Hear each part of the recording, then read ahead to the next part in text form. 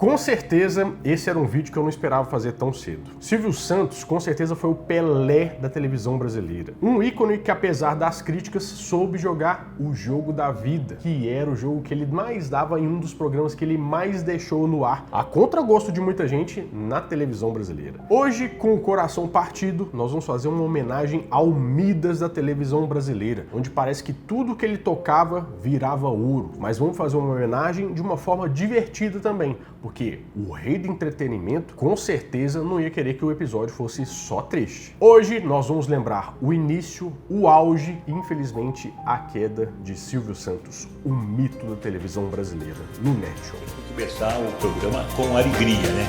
Todo mundo tem que sorrir.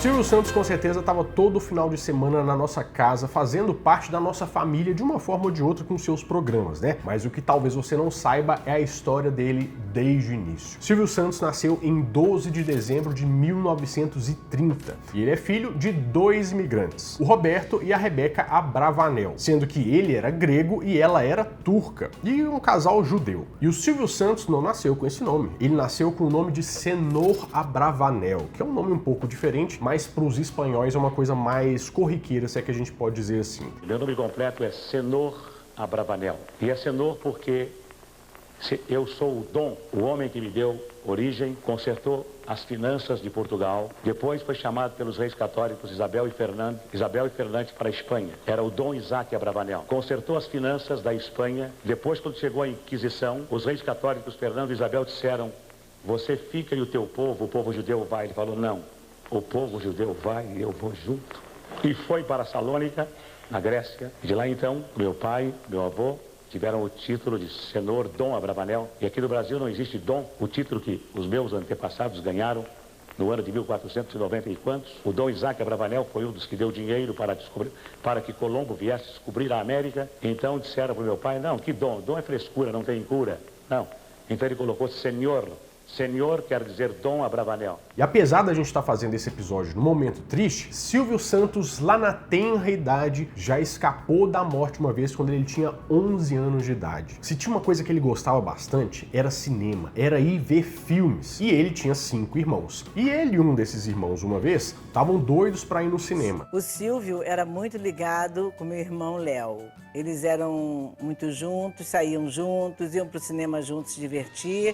Trabalhavam juntos. Só que nesse dia o Silvio Santos acordou meio mal de saúde. Sabe aquela gripinha que faz a gente pular o dia de escola? Mas como ele estava passando mal, a mãe dele não deixou nem ele, nem o irmão irem para a sessão de filme que eles estavam doidos para assistir. Ele esperneou, chiou, xingou, mas no final das contas foi muito bom, porque o cinema pegou fogo e tiveram várias pessoas feridas nesse dia. A sorte já começou a sorrir para ele desde cedo. Mas o que sempre é bem lembrado na história do Silvio Santos é como ele começou com o trabalho. E isso aconteceu em 1946, quando ele tinha 16 anos. Ele começou vendendo coisas como camelô. Na verdade, ele era bem espertinho assim. Por quê? Isso aconteceu na eleição de 1946. Ele percebeu que tinha um cara que começava a vender aquelas capinhas de você colocar o título de eleitor, mas ele teve a sagacidade de ir atrás desse cara para ver de onde que ele tirava esses plastiquinhos para ele poder vender para a população. E o que ele fez? Comprou no mesmo lugar e começou a concorrer com esse cara. E além disso, ele vendeu caneta Bic também, né? Porque se tem uma coisa que o povo precisa no dia de eleição e não tem, é caneta Bic.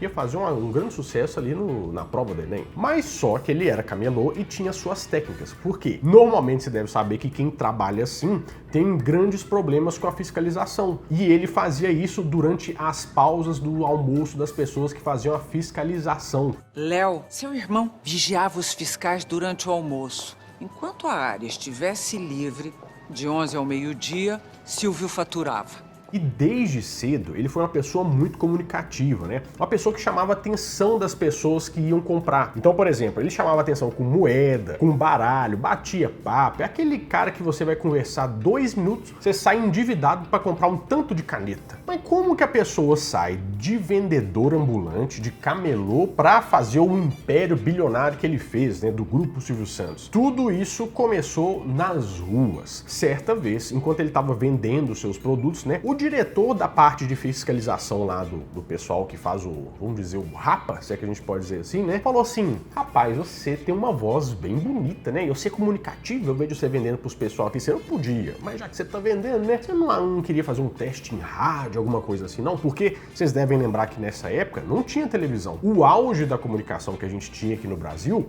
era o rádio. Então ele pegou esse conselho e foi participar de um concurso lá na Rádio Guanabara. Mas o fato interessante é que, sabe quando você tá indo num concurso e tem os competidores, mas você não sabe o quão grande vão ficar esses competidores? Pois é, lá tinha Chico Anísio, José Vasconcelos e Celso Teixeira. Sendo que o Silvio Santos, né, que viu esse pessoal mais velho do que ele, tirou o primeiro lugar nesse concurso. Silvio chegou à Rádio Guanabara e de cara venceu um concurso de locutores com mais de 300 inscritos. Mas tudo bem, ganhou o concurso, começou a trabalhar lá na rádio, né? Mas só que tinha um problema. Ele percebeu que em um mês de trabalho lá na rádio, ele ganhava a mesma coisa que ele ganhava em um dia vendendo coisa na rua, sabe? Ganhava até mais, na verdade. Então o que ele fez? O emprego dele na rádio durou só um mês e ele voltou a ser camelô, voltou a vender na rua porque ele achava que lucrava bem mais assim. Mas só que ele nunca deixou de lado, né? Porque ele já viu que tinha um futuro. E no tempo livre, que ele já tinha ganhado o dinheiro dele, ele ia participar dos auditórios dos programas de rádio, que naquela época vários programas eram gravados em teatros, por exemplo, né? Para depois serem veiculados. E ele usava isso para quê? Para poder aprender, para desenvolver a técnica. E tinha 2 caras que ele assistiu muito e que tiveram muita participação na formação dele como animador, né? Que era o César de Alencar e o Weber Boscoli. Inclusive, ele citava muito o Weber Boscoli como fonte ali de inspiração pro jeito que ele era. Mas isso que a gente tá conversando, tudo aqui foi antes dos 18 anos dele. Olha o tanto de coisa que esse cara já tinha feito. Mas só que quando chega à cidade, todo homem já sabe, né? Você tem que juntar seus documentos lá, ir para uma junta militar para você se apresentar ao exército, talvez pegar o exército ou não.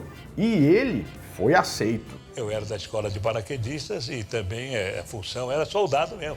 Era o primeiro ano que a escola estava funcionando no Brasil. Os oficiais vieram dos Estados Unidos, oficiais brasileiros, e introduziram o paraquedismo no Brasil. Era uma escola com 360 homens só. Mas só que durante as folgas, ele estava também trabalhando com a parte de radialista. E estava trabalhando num programa que chamava Programa Silveira Lima, porque naquela época todo mundo colocava o seu nome, né, no programa. E isso era lá na Rádio Mauá. Só que ele trabalhou tanto tempo com esse rapaz aí, que até quando ele foi transferido para a Rádio Tupi, ele foi atrás desse Silveira aí e continuou trabalhando por lá, onde ele realmente conheceu a nata do radialismo, o pessoal que era bom de serviço, grandes nomes. E com isso ele ganhou experiência pra caramba, que era uma coisa que ele valorizava muito também. Mas é aquele negócio, né? Ele também sabia o valor do dinheiro. Ele sabia muito empregar o tempo dele na coisa que ia ser mais rentável. Apesar de estar trabalhando na rádio, ganhando seus 2.000 cruzeiros, se eu não me engano, naquela época, ele percebeu que era muito mais interessante ele continuar vendendo produtos. E foi assim que ele começou a vender relógio. Sabe aquele tanto de bugiganga que o pessoal fica vendendo na rua? Ele queria fazer aquilo lá. E tinha uma barca lá no Rio de Janeiro que ele pegava, em que ele abriu até um bar e um bingo. E durante o expediente lá do bar e do bingo, ele que fazia a animação dessa plateia lá que tava consumindo os líquidos, né? Vamos dizer, bebê-morando e jogando um binguinho, não tem nada melhor. Mas só que em 1950, ele recebeu uma proposta para ser radialista em São Paulo. Quando eu vim para São Paulo, eu não tinha emprego, saí do Rio sem emprego, vim para cá para ver o que acontecia comigo em São Paulo. E eu me lembro que eu cheguei na Rua Aurora, aluguei um hotel que pagava R$45 por dia. Onde eu abri a porta do hotel, tinha um beliche, e eu dormia no beliche. O banheiro era fora, era no quintal. Então, nessa época, quando eu vim para São Paulo, a minha responsabilidade era só cuidar de mim. Era só ganhar para a minha sobrevivência. E veio pra cá, mas ele falou assim, gente, tudo bem, mas eu já sei que esse negócio não dá tanto dinheiro assim, eu preciso complementar a minha renda. E ele nunca parava de inventar alguma coisa. Foi quando ele criou uma revista que se chamava Brincadeiras para Você, que tinha vários jogos, assim, é como se fosse uma revista recreio, guardadas muito devidas proporções. E além disso, ele também fazia shows em circos, mostrando, apresentando as coisas, animando a plateia do circo, ou seja, esse talento todo teve muito treinamento. Mas só que ao passar desse período da vida dele, ele começa a conhecer pessoas importantes. E uma das grandes pessoas importantes que ele conheceu foi o Manuel da Nóbrega, o pai do Carlos Alberto. Caso você não saiba, o Manuel da Nóbrega foi o criador do Baú da Felicidade, onde ele montava meio que uma caixa cheia de brindes, presentes, né, prêmios ali, e fazia aquele esquema todo. O baú foi mais uma aventura do Nóbrega, que foi procurado por um senhor chamado Walter. Esse Walter tinha uma boa ideia, a ideia de fazer um baú de brinquedos. E como ele não tinha dinheiro para tocar aquilo, ele se associou ao Nóbrega. E o Nóbrega era o dono de São Paulo. O Nóbrega deveria entrar com a publicidade com o nome dele. Só que quando o Nóbrega abriu a boca, aquilo, aí o cara vendeu. Se tratava de pagar alguma coisa para receber no final do ano. Só que ele falava assim, nossa Silvio, mas esse trem não tá dando certo aqui, ó. O Silvio Santos, olhando aquilo, teve aquela sensação que, com a administração certa, se fosse seguir ali com um tino comercial, que o Manuel da Nóbrega não tinha, aquilo lá ia dar certo. Em 1959, o Baú da Felicidade é registrado no nome do Silvio Santos. Mas aí eu percebi que aquilo era um bom negócio. Ao contrário do Silvio, que sempre foi uma pessoa que sempre soube tocar isso aí. Que, bem administrado, poderia fazer sucesso. E eu então falei com o Nóbrega se ele queria que eu continuasse lá e que nós ficaríamos sócios. Tudo isso antes de entrar pra televisão, hein? Porque isso só aconteceu em 1969, quando o Silvio Santos percebeu que ele precisava estar nessa coisa nova de televisão. Então ele conseguiu alugar um horário na TV Paulista de São Paulo, onde ele começou a fazer um programa sozinho, né, da ideia dele, que era o Vamos Brincar de Forca. E ele compra também alguns horários ali no domingo para fazer o Domingão do Silvão. E ele ficava direto lá fazendo o programa. E foi numa dessas que veio o programa mais longevo da história da televisão brasileira, segundo o próprio Guinness Book, o programa Silvio Santos. Silvio Santos vem aí. Silvio Santos vem aí.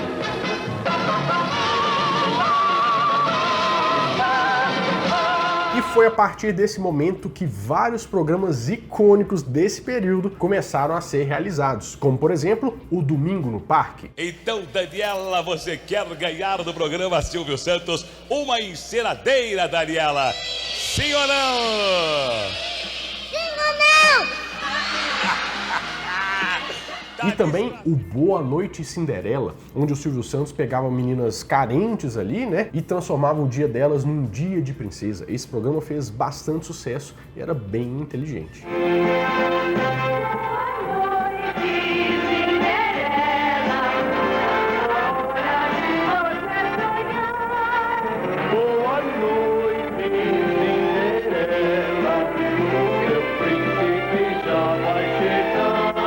O Silvio Santos estava criando um barulho, mas um barulho tão grande que até a Veja colocou ele numa capa. E da melhor forma possível, careca.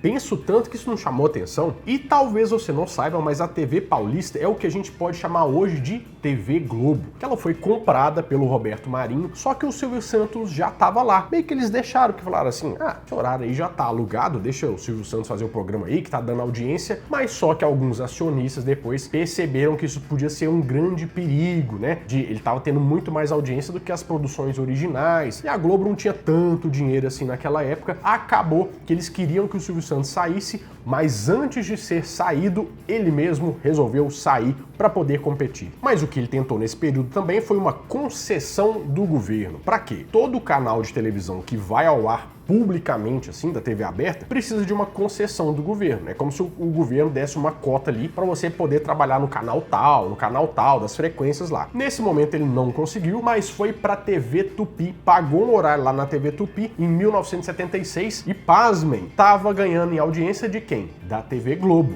mas isso meio que já era esperado, né? Silvio Santos! Muito obrigado pelas palmas, muito obrigado por terem vindo ao auditório. Senhores telespectadores, estamos iniciando mais um programa Ela Disse, Ele Disse pela Rede Tupi de Televisão. E mais um programa Silvio Santos em cores e em branco e preto. Pra você ter uma ideia, esse é um período que muita gente não sabe que existiu, do Silvio Santos na Globo, né? Mas até vinheta de final do ano ele já fez. Chegou ao meu conhecimento de que eu não ia mais poder alugar horário. Aí o Moisés Veltman, que já morreu, chegou perto de mim e falou assim: ó, Silvio Santos, por que você não entra na concessão de um canal de televisão que vai abrir no Rio? Falei: mas Moisés, você acha que vão dar televisão pro camelô? Você tá ficando louco? Vão dar televisão pro peru que fala? Não vão dar televisão pra ninguém. Deixa isso pra lá, vai. Mas botou aquele negócio na minha cabeça. Mas só que ter um canal de televisão era o próximo passo do Silvio Santos. Era a coisa que ia sacramentar o sucesso dele e alavancar tudo que ele tinha construído até então, né? Em 1970, ele entra na concorrência para 2 canais de televisão que tinham acabado. A TV Excelsior e a TV Continental, lá do Rio de Janeiro. Aí aquele negócio, você tem que meio que provar o que você vai fazer com o canal, falar assim: sou presidente, vou fazer tal coisa, vai ser da hora e tal. Acabou que ele não conseguiu. Mas ao mesmo tempo que estava acontecendo, a Record colocou algumas ações à disposição para o mercado, para ver quem que comprava, e ele foi lá e comprou 50% da Record.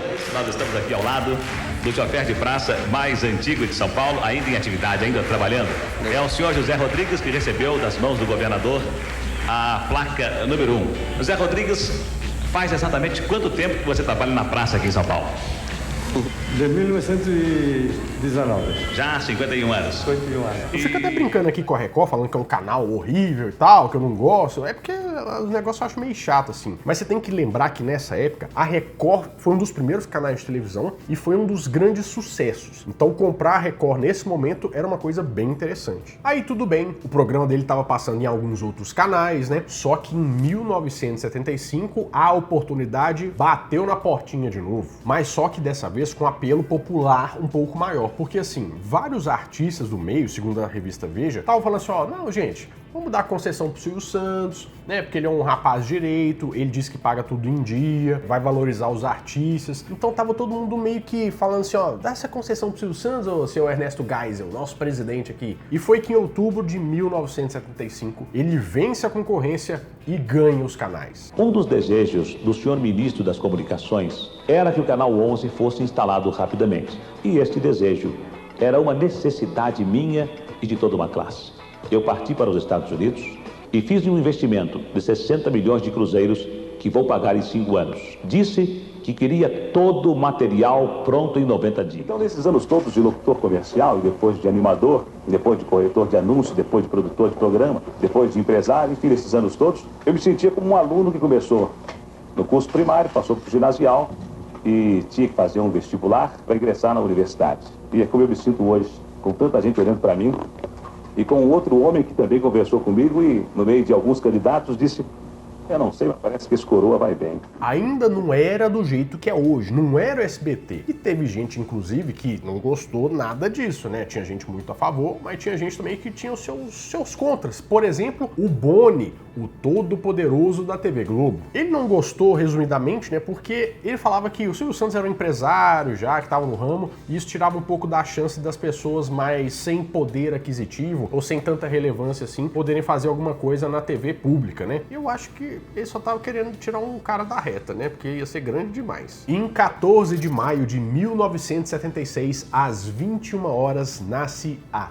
TVS, que ainda não era SBT. Que nem eu te falei, um nome bem importante na história do Silvio Santos era o Manuel da Nóbrega, que aqui tem mais um capítulo importante, participando meio que da criação desse canal e participando de alguns programas. Por exemplo, no primeiro programa importante da TVS, que era Silvio Santos Diferente, que era um programa de perguntas e respostas com o Silvio Santos. Todo brasileiro gosta de contar piadas, histórias engraçadas e anedotas. Dizem até os humoristas que as coisas mais engraçadas nascem nas ruas, nascem nos bares, nascem nas reuniões de amigos. Tinha também Bacará 76 com Ronald Golias. Esse pessoal ali, ó, já tava lá. Se eu tivesse mais 181 milhas, aí tava seguro o dinheiro aqui. 181 milhas. Mais 19 são 200 milhas. Então, você não sabe, tem uma lei aí que garante as 200 milhas. Entende? Aí tava seguro. Vou ter que abrir uma conta no banco. E tinha até horóscopo com a Zora Ionara. E tinha a sessão corrida com desenhos animados, que inclusive essa programação durava várias e várias horas, até pro Silvio Santos poder testar que horas que o pessoal tava assistindo.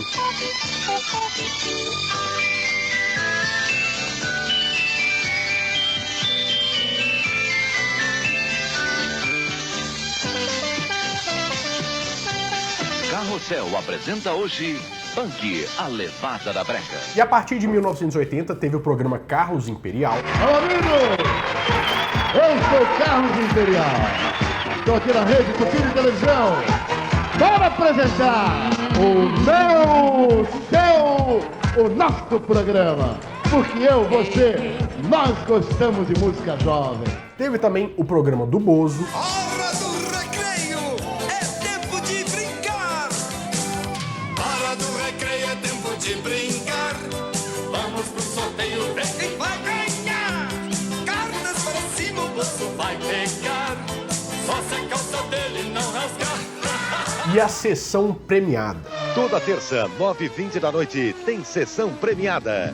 Enquanto você assiste a um bom filme, ganha muitos prêmios em dinheiro. E na estreia, a sessão premiada é especial, com um filme inédito. Mas olha, tinha uma fama que o Silvio Santos levava desde os anos 80, hein? Teve uma vez que falaram pra ele que ele era o rei dos enlatados, de pegar os programas de fora e trazer aqui pro Brasil, e ele respondeu, né? Ele disse, né, que ninguém se deu ao trabalho de contar as horas de produção original que eles tinham, né? E eles tinham 76 horas de produção ao vivo e a Globo tinha só 72 horas, então ele foi lá e deu uma no pessoal que tava enchendo o saco dele, deixa as Maria do Bairro em paz. Mas só que nesse período, em que ainda não era SBT, a TVS estava se preparando para dar o pulo do Jiraya, entendeu? Daquele pulão que todo mundo fala assim, nossa, esse negócio vai ser sensacional. E apareceu uma oportunidade também de mais canais que estavam deixando de existir. Um deles, o maior de todos, a TV Tupi. Imagina que massa falida essa aí que ia ter, tanto de antena, porque eles compravam o pacote completo, né? Olha, Luciano, se nós arrematarmos tudo no leilão,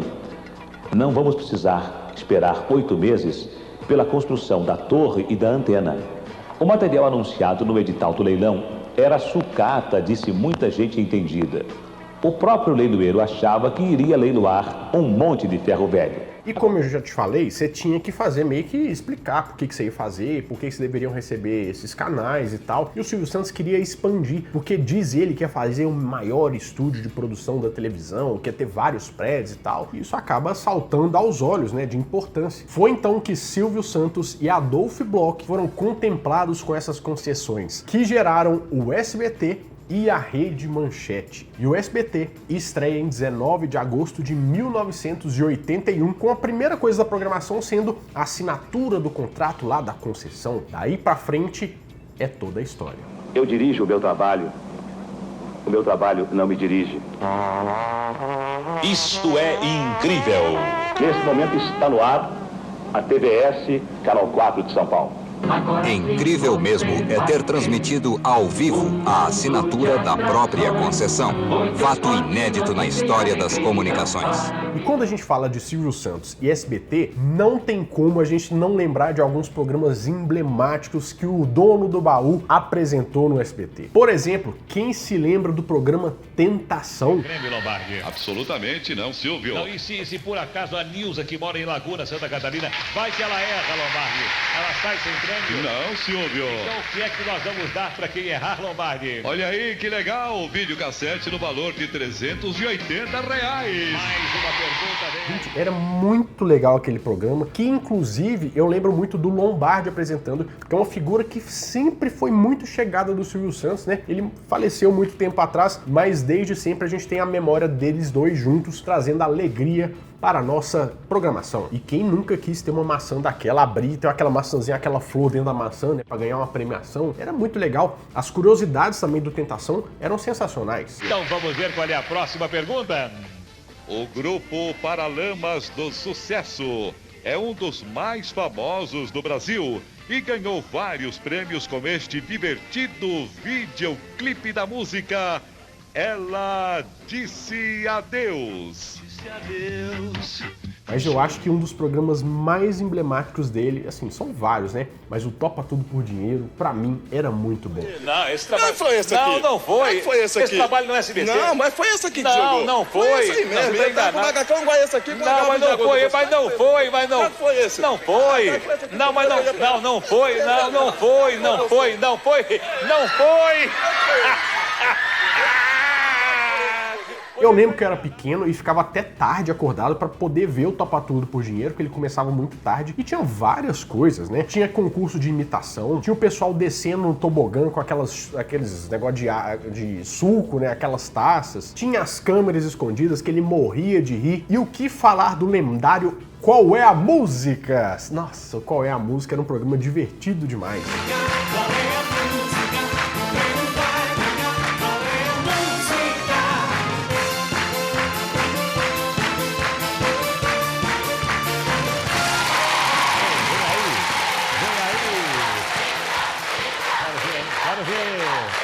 Mas quando os 22 dias estavam chegando, nossa senhora, o Show do Milhão foi um dos programas que com certeza caiu no gosto popular e mudou a história como a televisão foi feita. E aí, senhores telespectadores, nós estamos iniciando o tão comentado, o tão propagado Jogo do Milhão. E vocês que durante muito tempo viram os anúncios, os 22 dias estão chegando, os 22 dias chegaram. Começam hoje e terminam no dia 28 do mês de novembro. O que teve de produto do Show do Milhão, teve o computador do Milhão, o jogo do Milhão mesmo de computador, teve o Mega Drive do Show do Milhão, gente, teve até celular do Show do Milhão. Mas Silvio Santos adorava fazer também os programas mais assistencialistas, né, que são aqueles que a pessoa vai lá para talvez receber um prêmio. Ficava um pouco triste quando a pessoa não recebia de fato, mas vou falar com você, a Porta da Esperança era muito da hora. Eu inclusive lembro muito quando o menino recebeu toda a coleção dos Cavaleiros do Zodíaco. A coleção de bonecos dos Cavaleiros é muito grande? É. Quantos bonecos são? Falam pra mim que é 88, né? 88 bonecos? E você pediu na sua carta quantos bonecos? Eu falei a coleção, né? Mas se não puder dar a coleção... Você pediu a coleção? Bom, a coleção. Eu não sei se a coleção tem todos esses bonecos. E o Silvio Santos era uma daquelas pessoas que tinha as ideias e precisava fazer. Ninguém precisava ir atrás dele. Ele mesmo mandava, ele era o dono do canal, ele fazia as coisas por debaixo das cortinas mesmo. Coisa que ele fez com a Casa dos Artistas, que ele foi lá, viu o formato da Endemol, falou, da hora, vou fazer o meu. Montou uma casa que ele tinha lá perto da casa dele e fez o primeiro reality show da televisão brasileira. Durante 7 semanas, são 42 dias, aproximadamente 45 dias, eles estarão isolados do resto do mundo, sem relógio, sem rádio, sem televisão. É como se fosse uma prisão domiciliar de luxo. Agora, vocês estão curiosos, querendo saber quem serão os artistas, não querem? E tinha até coisa tecnológica que ele trazia de fora. Por exemplo, a tecnologia do Gol Show. Vocês lembram disso? Que a pessoa tava lá, né, ligava e do nada, gol! E atirava a bola lá na trave para ver se ganhava algum prêmio. 10 segundos, vamos lá, 10 segundos.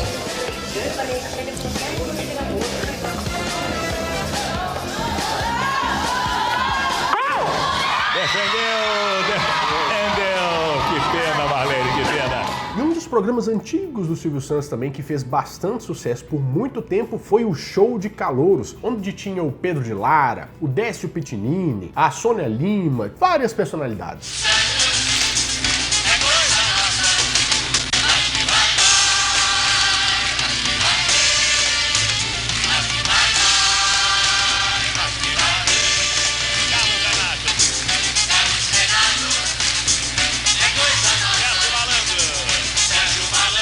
E também o Silvio Santos era um rapaz romântico, né? Ele trazia as pessoas para se namorarem. É por isso que ele fez o programa Em Nome do Amor. Eu aqui disse que se apaixonou à primeira vista. E o nome dele é Braulio. Pode entrar, Braulio. Pode entrar.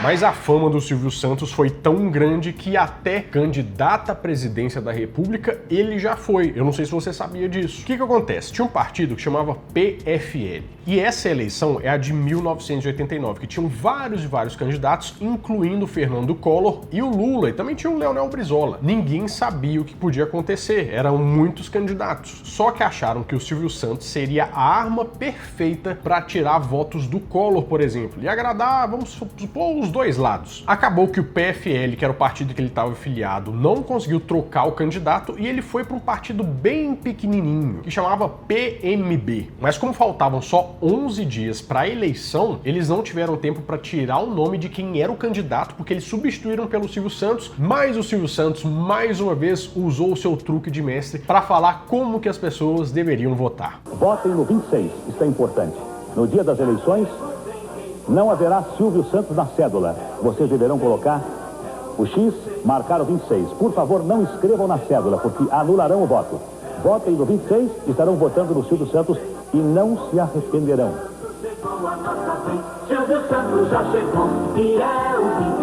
Mas vamos dizer que o pessoal da política não achou que um cara com um canal de televisão bem grande ia ser muito bom para concorrer, né? E arranjaram várias e várias coisas para pegar pelo em ovo para impugnar a candidatura de Senhor Abravanel. E acabou que a candidatura dele foi impugnada por 7-0 pelo colégio lá que tinha votado essas paradas aí. A minha vida continua normal e a parte política está sendo conduzida pelas pessoas que me colocaram nesta parte política. Mas tem uma coisa que eu penso e talvez você concorde. Eu já tô fazendo uma homenagem do Silvio Santos aqui com uma camiseta totalmente maluca, porque ele usava tantas essas, né? E eu também adoro as camisetas assim. E mesmo a gente tá fazendo uma despedida, eu sei que é uma coisa séria, mas eu tenho certeza que ele ia gostar que a gente lembrasse dele com leveza. O Silvio Santos já fez muitos momentos ficarem muito engraçados na televisão. E não tem como a gente não lembrar de alguns dos melhores. Ih, caramba, dá pra esconder, dá pra esconder. Aí, não brinca. Para! Dá pra esconder. Se chegar alguém, esconde aqui. Quantos anos, aonde foi, quem foi que o senhor perdeu sua virgindade? Olha, te digo, foi com uma francesa na Rua Ubaldino do Amaral, entre a Rua do Riachuelo e a Rua Henrique Valadares, uma francesa que era a rainha da garotada. Pronto. Cenários, tá certo? Bem, mas enquanto e...